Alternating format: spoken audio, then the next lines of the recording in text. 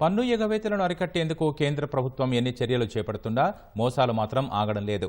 ఒక్క 2023-24 ఆర్థిక సంవత్సరంలోనే 6,084 కేసుల్లో సుమారు 2,01,000 కోట్ల మేర జీఎస్టీ ఎగవేతలను గుర్తించినట్లు directorate general of GST intelligence DGGI వెల్లడించింది.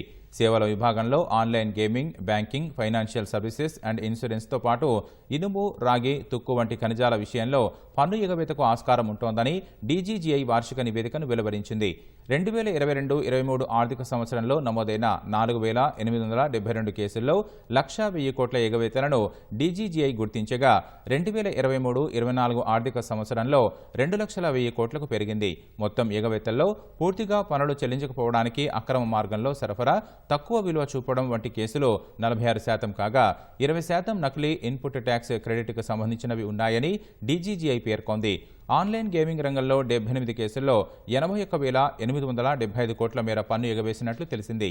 బీఎఫ్ఎస్ఐ రంగంలో 171 కేసుల్లో 18,961 కోట్లు, కాంట్రాక్టు సర్వీసులకు సంబంధించి 343 కేసుల్లో 3,846 కోట్ల మేర పన్ను ఎగవేతలు గుర్తించామని తెలిపింది.